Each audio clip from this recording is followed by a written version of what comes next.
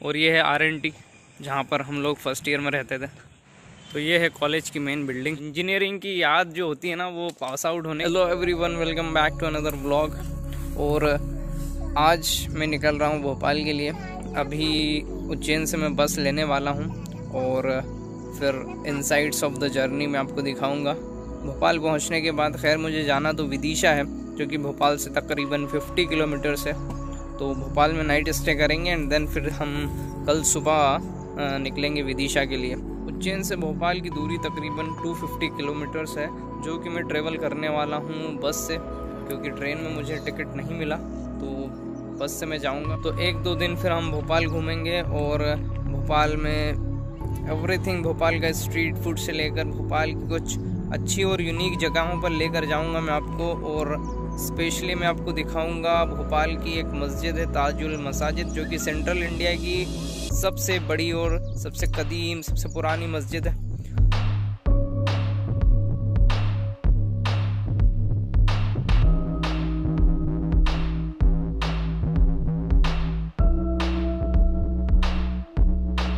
तो टिकट तो मैंने ले लिया है भोपाल का और अब बस जाने को बस तैयार है। तकरीबन आधा घंटा अभी और वेट करना पड़ेगा। तो पास में ही सावरिया सैंडविच है जो कि काफ़ी फेमस है, तो वहाँ जाके सैंडविच खा लेते हैं क्योंकि भूख बड़ी लगी हुई है अभी। तो पिज़्ज़ा सैंडविच और वेज सैंडविच ऑर्डर कर दिया है, आने ही वाला है।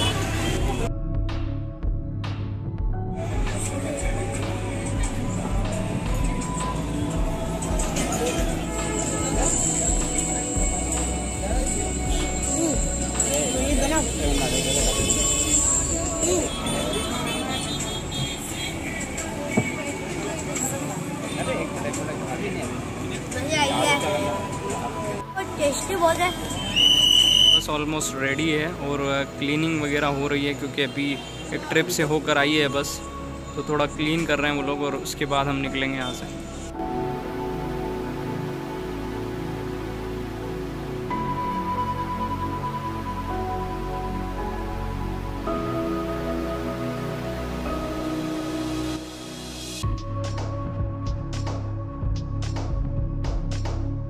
तो अभी था रास्ते में एक टी ब्रेक जो कि अराउंड 100 किलोमीटर्स चल के गाड़ी रुकी है और यहाँ पर है डोडी, इस जगह को कहते हैं।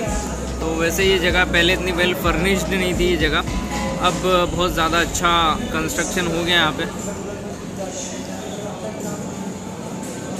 फाइनली हम पहुँच चुके हैं भोपाल जो कि सिटी ऑफ लेक्स कहलाता है।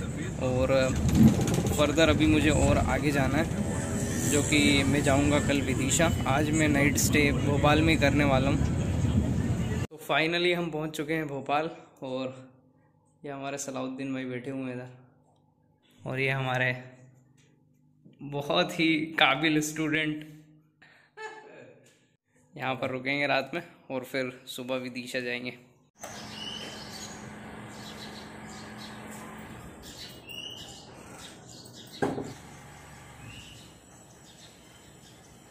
सुबह के बज चुके हैं 9। अभी तक मुझे होना चाहिए था बस में, लेकिन मैं हो गया हूँ लेट। जल्दी करता हूँ और जल्दी पहुँचता हूँ। तो भोपाल से विदिशा का जो पहले टिकट था वो था 55 रुपीज़ का और जो कि अब हो गया है 70 रुपीज़ का। तो पेट्रोल प्राइस और डीजल प्राइस तो बढ़ते ही जा रहे हैं, आम आदमी की जेब हल्की होती जा रही है। फाइनली अल्हम्दुलिल्लाह अपन विदिशा पहुंच गए और विदिशा आने का जो मकसद है वो ये है कि मुझे प्रोविजनल सर्टिफिकेट चाहिए कॉलेज से, और कॉलेज अपना 2020 में ख़त्म हो गया था। तो मात्र 2-3 साइन के लिए मुझे विदिशा आना पड़ा और ये मुझे जमा कराना पड़ेगा कॉलेज में। फिर मुझे मिलेगी प्रोविजनल, फिर वो मुझे जमा करानी पड़ेगी RGP भोपाल में और उसके बाद मुझे मिलेगी डिग्री। तो चलते हैं कॉलेज और कुछ साइंस करानी है वो करवाते पहले। तो ये है मेरा कॉलेज का मेन गेट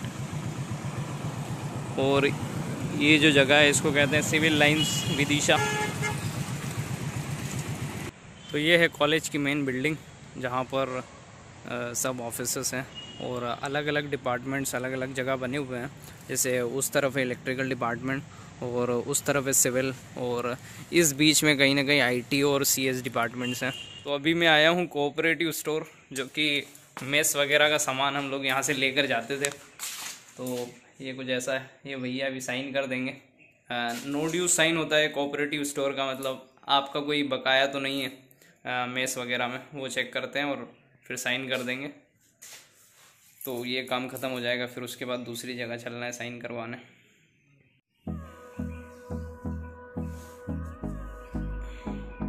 लंच होने में तकरीबन आधा घंटा बचा है और इस बीच मुझे अपने सारे साइंस करवाने पड़ेंगे।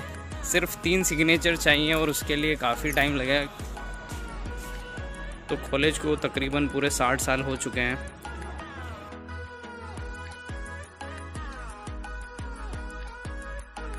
मुझे करवाना है नो ड्यूज लाइब्रेरी से, और लाइब्रेरी से बुक्स इशू होती हैं और देखना यह है कि लाइब्रेरी में कोई हमारी बुक बाकी तो नहीं है जो हमारे पास रह गई हो। ये है हमारे कॉलेज की लाइब्रेरी, ये सिटिंग एरिया है और इसके पीछे जो है वो ई रिसोर्सेज है, वहाँ पर कंप्यूटर्स लगे हुए हैं। और यहाँ पर पीछे जितने भी ये सब बुक स्टोर है, यहाँ से हम अंदर जाते हैं और उसके बाद वहाँ पर हम बुक लेकर यहाँ से इशू करवाते हैं। भैया रजिस्टर में देख रहे हैं कि कौन कौन सी बुक्स इशू हुई थी उस टाइम और क्या मेरे पास कोई बुक बाकी है, और अगर नहीं बाकी रहेगी तो फिर वो साइन कर देंगे।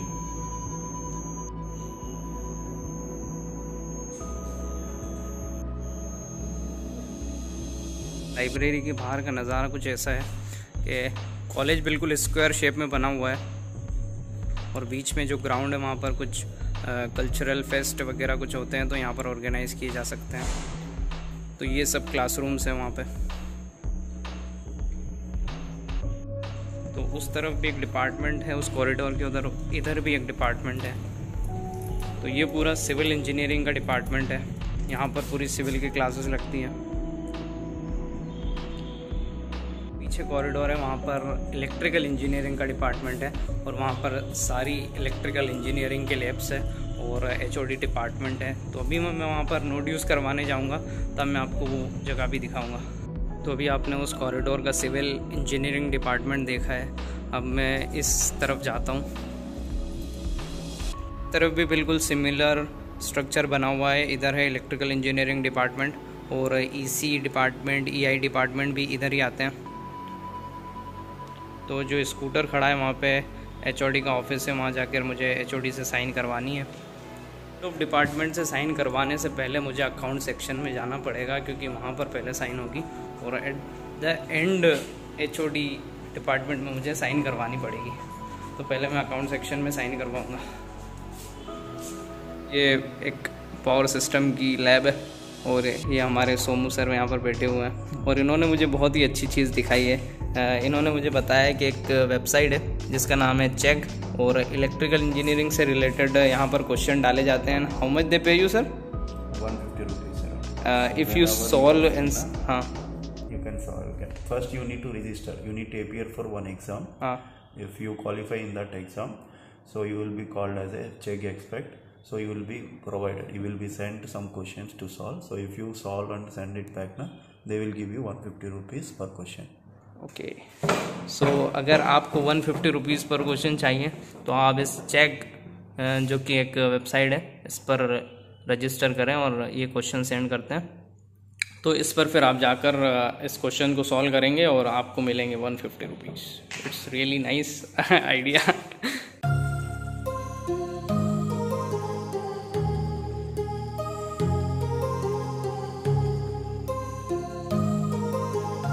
लगभग हो चुकी है साइन, सिर्फ एक साइन और बची है और उसके बाद उसको जमा करवाना है एंड उसके बाद हमें मिलेगा प्रोविजनल सर्टिफिकेट।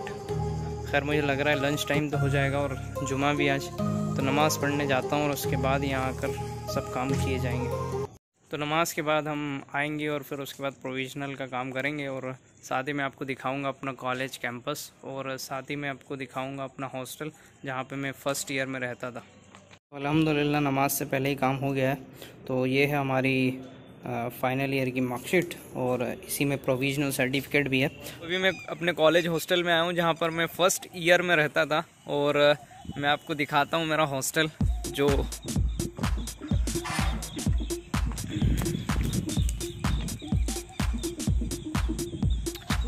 उधर पीछे है JLN जो कि सेकंड ईयर से फाइनल ईयर तक के स्टूडेंट्स के लिए होता है। और ये है RNT जहाँ पर हम लोग फर्स्ट ईयर में रहते थे। तो ये हमारे दद्दू हैं ना, हम दद्दू बोलते थे। खैर हमारे टाइम पे दूसरे थे लेकिन अब ये चेंज हो गए यहाँ पे। और हॉस्टल के नज़ारे कुछ ऐसे अंदर से।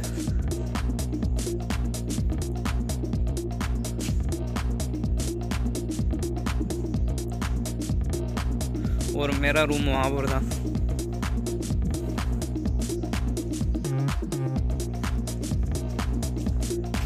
काफ़ी यादें जुड़ी हैं इस हॉस्टल से हमारी। अभी तो क्या स्टूडेंट्स नहीं है तो ये साफ़ सफाई नहीं है, वरना ये सब पत्ते वत्ते अभी झड़ गए हैं।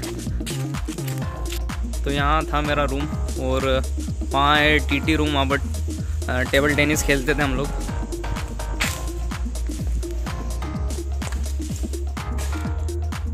सो ऐसा कुछ रूम था हमारा।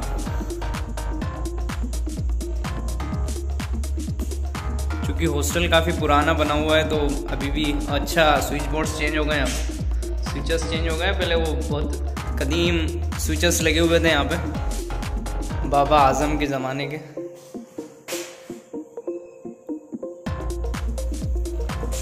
इस पर एक बहुत यूनिक चीज़ मैं आपको दिखाऊंगा, आप ये देखें। ये जो भी यहाँ पर रुक के जाता है वो अपना नाम लिख के जाता है, मतलब अपना इंट्रो लिख के जाता है, ताकि फिर वो कॉल करता है अपने जूनियर्स को कि मेरा इंट्रो वहाँ लिखा है, रूम में मेरा इंट्रो ढूंढना। फिर बच्चे बेचारे यहाँ पर ऊपर चढ़ चढ़ के इंट्रो ढूंढते हैं। यहाँ पर भी कोई अपना इंट्रो लिख के गया है। तो इस रूम में सब जगह इंट्रो मिलेंगे आपको।